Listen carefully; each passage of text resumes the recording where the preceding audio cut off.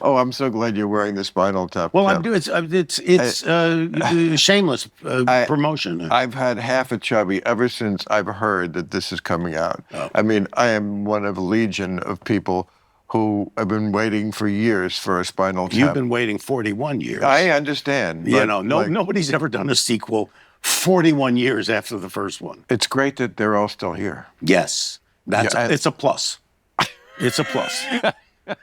Although we have a bit in the second one, which I hope you'll see at some point. Oh, first day. Yeah, and there's a bit where the guy who's a promotion guy says to them, listen, it will help your legacy if at least one of you were to die during the concert. Because So true. Yeah. I mean, it's the best career move anybody ever made. Right. And and then of course they say, well, Chris, as Nigel says, well, I don't want to die. And then McKean, as David says, will you settle for a coma?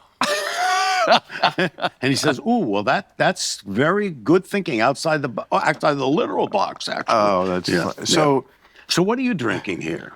That's tequila. Yeah, and this is sparkling water. Yeah, and is that your drink of choice? Yes, I mean and this is Jing, which makes the sparkling water into diet soda without chemicals. Really? Yeah, I'm very into health, and that's why I drink No, I know liquor. you are. I know you are. You look very svelte. Well, I'm trying. I'm getting older, and I don't want It's a smart thing. It's a trying. smart thing. Yeah. But you lost the weight. But your face looks great. Some people who are heavy, they lose the weight and they look bad because I have a fat face. It's good. It didn't happen to you. Yeah, you and just look healthy. The other thing a fat face does is it keeps the wrinkles. Yes. The fatness takes the wrinkles Absolutely. away. Yeah, it's not all bad being a fat face. No. But can I ask you an inside? You can ask me anything you want. Okay, baseball question. Sure. What percentage, I mean, you just told me a really hysterical scene from the movie. Was that written? Was that all in the script? Is that part? No script. No script? No script. All that? Both movies, the first one and this one, all the dialogue is improvised. Now, we did have we had an outline, and we knew where we were going to, where the tour was going to take. Right. We have a basic outline, but every bit of dialogue is improvised. And this is a good little story. So, when we did the first one, we put a billboard, chalkboard, or whatever. If you had an idea for a scene, you put a card up. Harry Shearer, who plays Derek, he was dating a woman who worked at ABC News at the time. And do you remember Roger Grimsby? Do I remember him? Okay. Of course. Okay. Because I grew up local New York. Yeah. He was okay. So yeah, Roger Grimsby. Hear now the news. Okay. That was his catchphrase. That's right. Hear now the news. And so I don't know how Harry got a hold of it, but he had a stack of promotional cards that had a picture of Roger Grimsby on the front, and the back was empty. So if we ever came up with an idea that we thought, this could be a good, interesting idea for a scene, we'd say to each other, does this warrant a Grimsby?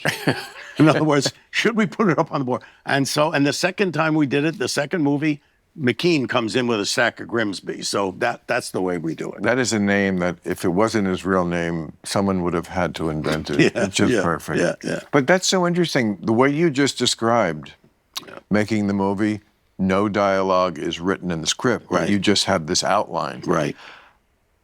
You invented that, apparently. That's not, I mean, I think people think Curb Your Enthusiasm was the show that started that. Yeah. Apparently, this, and you're talking about 20 years before. Yeah. No, this is in 1984.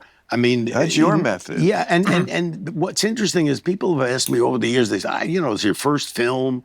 Why would you do, you make a film that has no script? I mean, there's no...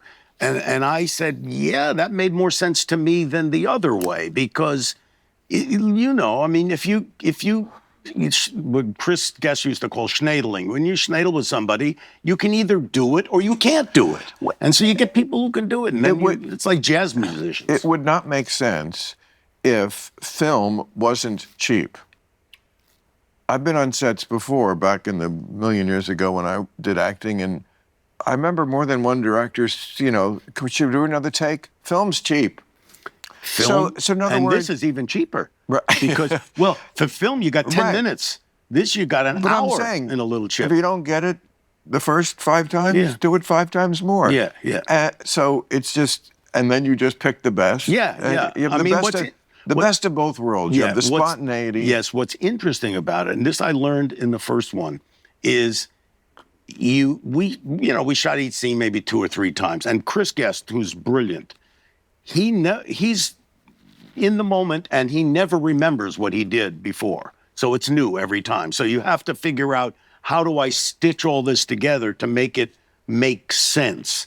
And what you discover is that you cut the audio, not so much the video, not so much you cutting to make sure that there's no mismatches. If the audio tracks and they sound like they're, talking in some kind of rhythmic thing that makes sense, the audience will forgive all of the visual mismatches. And that's what we discovered. So you're essentially writing with the pieces of film. Isn't that every film to a degree? Well, Made in the editing room? Well, some of them are, but usually the editor has a script, has a story, and there's this scene that goes into this scene, goes into this scene. We would move scenes around. You don't know, there's a whole element. Oh, that doesn't work. Get that out of there, Right. But I'm saying, if you shoot, how many hours of footage did you shoot to make a movie that runs for, an hour, 40 minutes? An hour. Actually, they both run 83 minutes. An hour, 23 minutes. I mean, you're doing the audience you're squeezing out all the stuff that isn't awesome. That's right. And I would always say, have in your mind, you're sculpting an elephant, whatever. Right. Then anything that doesn't look like an elephant, it goes. Even if you love it, even if it's a funny bit, but it doesn't attach itself, you get rid of it.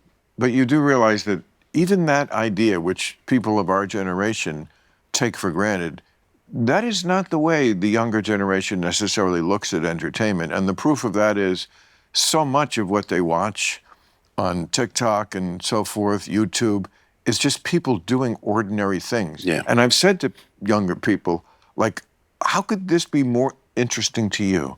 That everything is available. You could watch any movie, you could watch any TV show, shows with great acting, great writing, and that's not what they want. Yeah, no, they watch these, what they call, it's supposed to be reality, but in a weird way, it's not.